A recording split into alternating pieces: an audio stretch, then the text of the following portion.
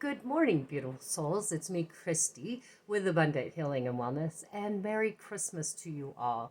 So, this morning has been really interesting. So, for those of you that don't know, I don't typically have a regular sleep schedule like other people do. Many, many, many years ago, I wished to be a shaman, a guru, a leader, a spiritual teacher. I wanted to be a monk, a nun. Why? Because I wanted to change the world. I wanted to be like Amati, the hugging saint, where people just came and I gave them a hug and they got some sort of healing blessing. I admired the Dalai Lama. The reason why these things started so young for me was because my life was so chaotic as a child that I looked for others to be role models. And I chose three particular people at a very young age to be my role model. And you're going to be quite shocked as to who I chose. So obviously, I didn't have a good female role model. I did have a very successful, cold, distant stepmother who was very loving as she was capable to give. She was excited and thrilled to have two little stepdaughters. However, um, she was very cold. I mean, she wasn't a hugger. It was just very, I'm here to take care of you, and there was no emotional attachment. So she was very, very good at that, but she wasn't really a very loving and affectionate role model. And so I looked for role models because I literally was caring for my mother and my sister by the age of about 8. And I became a parent at 5 when my sister was born. Um, so I chose Dr. Ruth because she was on TV after I got off of school. And I was curious about sex. And she was very open and honest. And she was a tiny sprite of a woman. And how could she be frightening talking about such a serious subject when she was so tiny, right? So I was fascinated by her. And then I also chose the Dalai Lama, which I've been fortunate enough to actually go and experience a 2 day teaching of his in 2001 at the Julia Child Center on Mother's Day weekend, of all things. It was a beautiful, beautiful experience. I also chose Sidney Omar. You may not have heard of him. He wrote the horoscopes for the Oregonian newspaper. So, because my life was also so chaotic, every morning when I got up, the paper was there, and I would literally go straight to the horoscopes to read what my day would be like because I never knew. It might start off good, but by the end of the day, I didn't know what kind of chaos or conflict or dysfunction that I would be encountering. My mother drank a half gallon of vodka a day, every day, and so I chose outside things because I was quite aware at a very early age these situations and environments didn't feel good to me. They didn't resonate with me. And everything in my life was all about appearance. So when I was growing up, I would say what I wanted to be, and my mother would give her take. For example, I wanted to be a model. My mother said I wasn't pretty enough. Later in life, I ended up being the first Rainier beer girl ever, and there's a poster of me out there.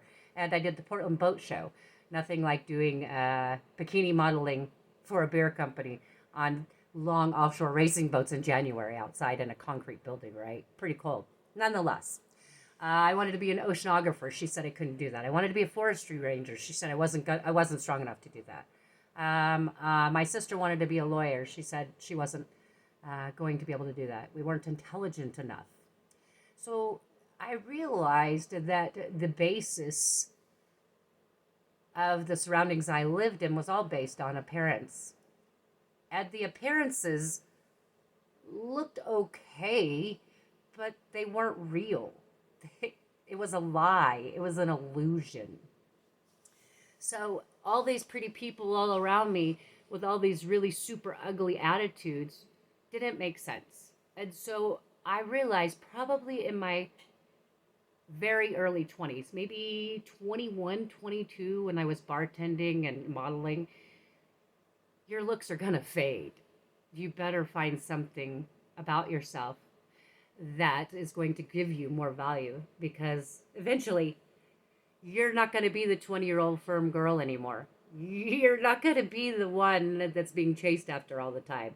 So you better find out what's inside of yourself, right? Because eventually, when you get to a certain age, that draw of beauty, you get to an age, and then now it's passed down to the younger generation of the ladies in the 20s. And so often, if you haven't reached a level of self awareness and self love, when you were in your 40s, 30s, 50s, 60s, you could still be insecure and believe that you need to, like my grandmother, dress to the nines. She wouldn't have gone anywhere unless she was wearing Nordstrom's and her Chanel No. 5 makeup. It was all about appearance. I didn't like that. Seemed so fake. These people that look so perfect. My relatives, my uncle, my grandmother, they were all wealthy. And if you didn't fit their bill, then you were the black sheep. I was the black sheep because I fought against all of this superficiality. However, so at a very early age, I realized you better check in with yourself. And one of the things that I've always done is check in. Now, I'm going to tell you what I've done, and I'm just going to guess this is my innate knowing of coming back as an ascended master and knowing what my purpose is this lifetime. However, the things that I did to test myself to see if I was shallow and vain are very unusual. In my younger years, I always dated the good-looking guy. After I became single in my 20s, I got married super young, 16, divorced by 20, single mom till I was 28. So I dated, and I realized that those pretty boys were nice, but they sure did treat me like shit. So I decided to stop dating people that were good looking. Yeah, I said that. I decided literally, I'm not going to date you. You're too good looking. I didn't tell them that, but I did do that. And then I realized, okay, so it's not the looks thing. Maybe I'm being superficial if I'm only dating people that are lean and fit and active. So I stopped dating people that were lean and fit and active. I opened myself up to the possibility of someone out of shape, overweight, could possibly offer me something that would be better than superficiality. One of the things that I always noticed, and this is going to sound very strange, but I'm a very observant person. I always noticed the least attractive people have the best marriages. And I admired that. And there truthfully was a time where I don't think that I'm stunning. I think I have a girl next door kind of a look, but I'd often wished that I was unattractive so that I would draw the right type of a person, so that someone would see the inside of me and not this. Because this will age and fade. And when I'm 50, would my partner at 50 be looking at me, or would he be looking at 20, right? So I continued on my path. I chose people outside of my norm just to check in with myself to make sure I wasn't being fake and superficial. I didn't want to be shallow. I didn't want someone like that to come at me. I wanted the person with true love, right? The other thing that I did was about 5 years ago. So this tooth right here, I've told this story a couple times. You may or may not have heard it. You may or may not be interested in it, but I'm going to share it just the same. When I was in my 20s, I had this tooth knocked out. Why? I was defending a girl that was going to get beat up by another. And I asked that other person what her problem was. She showed me. She knocked my tooth clean out of my head. Nonetheless, the tooth, this was when I was 22. The tooth was salvaged, the rod was put in, and it was put back in my mouth. And it was there for up until about 5 years ago. And that rod broke, okay? And so I had to get a flipper. And so I had the flipper, but it was like having Laffy Taffy on the roof of my mouth, and I couldn't eat with this thing in my mouth because it's like a retainer with one tooth. So I would often take it out. Well, I ended up losing the tooth. Not a surprise. My children said I should have put it on a lanyard. They were right. Anyway, So when I lost that, I was going to replace it, and it would have cost me $836 to get a new flipper. I wasn't going to pay that. So I took that opportunity to use that as another experiment with myself to check in and see, am I being vain and shallow? Does this tooth missing change who I am? A lot of you out there might say, why doesn't she get her tooth fixed? She's so pretty. I didn't on purpose. Why? Because I wanted to make sure that I was brave. See, at that point, when I came on to Facebook 2 years ago and started doing lives, I was terrified. I was insecure. I was afraid everybody was going to judge me. And I was sending that into the universe, and so they were. And then I was like, okay, you know what? It's either going to make me or break me. They're either going to like me or dislike me. It doesn't matter whether I have a tooth in my face or not. What happened was I actually had another spiritual person come to me who previously in her life had had a drug issue and stopped doing drugs. And she said to me, I needed to reach out to you. I knew as soon as I saw you without a tooth, I needed to reach out to you. You made me feel brave. And I was like, wow, thank you. What do you mean? And then she expressed to me that she used to have drug problems and she had had bad teeth. And that me on camera, without a tooth in my face, made her feel brave enough to do that. So I was like, wow, me testing myself on my own character actually assisted someone else in being brave and going on camera when they were previously afraid because of something they'd done in their past, which they no longer did anymore. So after this morning's writings, the one that I wrote about relationships with food, and then the ones about makeup, and asking the female leaders to please stand up and show your raw, beautiful face, I felt compelled to come on here and do this video because body image is huge, right?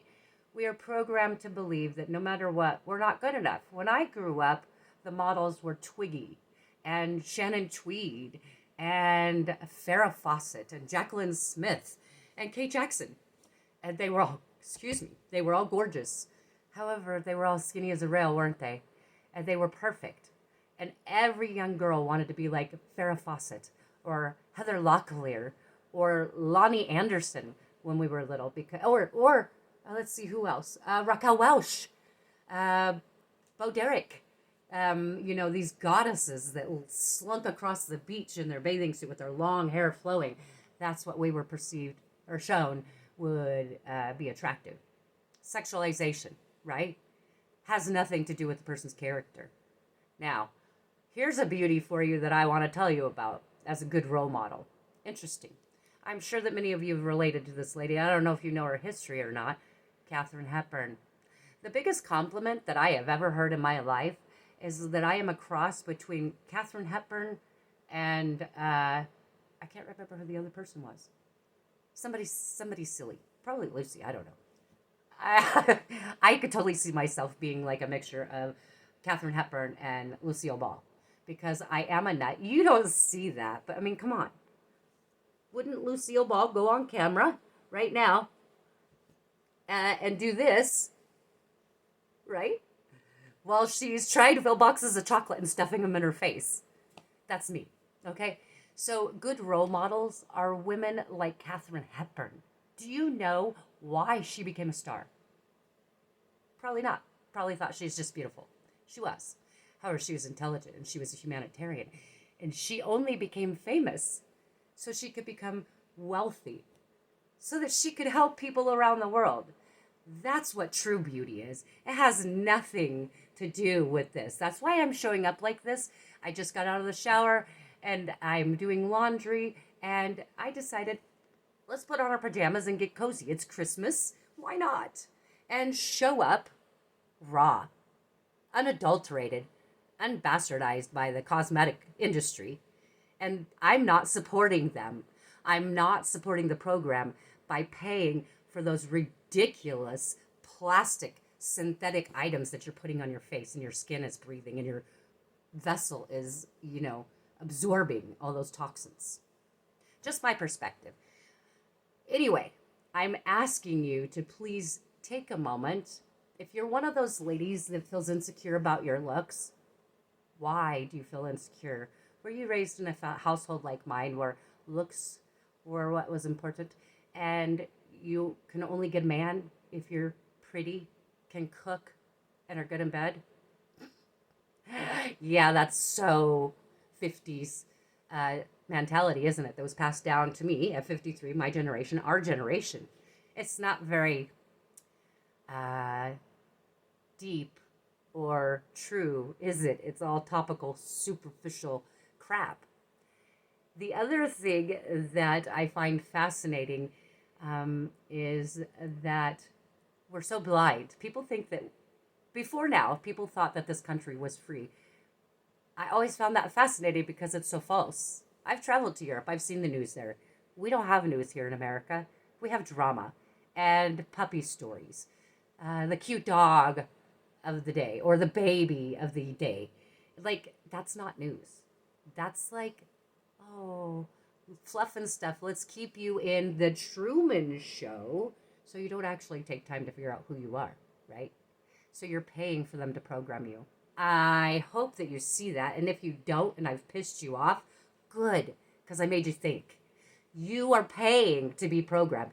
You pay for your internet, which you watch. Used to be free, didn't it? But now you're paying to watch that news, to watch those prescription drug ads, to watch all of that societal conditioning to say who you're supposed to be. I'm not buying it. And I'm asking you to wake up. Wipe the wax off of your face, okay? And show us who you really are. We're all about true self, but really, I'm sorry to tell you, if you've got that mask on and you're determined that you have to have the Nordstrom's brands or the Chanel makeup or the Gucci bag, I've done that. I did that. I used to have tons and tons. I even had a man build me a purse rack so I could have over 60 purses and matching shoes. I gave them all away. Why? Why didn't I sell them? Because they're just things. They're just things. Money is a tool that you can make again and again and again. It's not going to make your character. Wax on your face is not going to make you a better person, is it? No, it's still a mask or face that you're hiding behind, right? Because you're afraid that your skin isn't perfect anymore. Maybe you have some red marks like me, maybe you have rosacea. Uh, let your beautiful self shine. I hope that this has given you some sort of inspiration on being true self and accepting who you are and digging deep and not looking at this. This is nothing. This is just a vessel to carry your soul around. You're supposed to take care of it, not plastify it and bastardize it. I'm sorry. And, we could go off on a whole nother tangent on other things. However, I just want to give you some inspiration and be the example of a leader, a female leader that is willing to stand up in front of everybody and do it bare, just like I am beautiful, just like me, because I am good enough. And so are you. So stop hiding behind all the superficiality of the commercialism and the things, okay? It's not going to save your soul. It's not going to make you feel better. It's not going to fill that empty hole within your soul. It's time for you to do your shadow work. Join me, Christy, in Abundant Healing and Wellness, starting January 8th on Patreon for spiritual training. Namaste, guys. Until soon.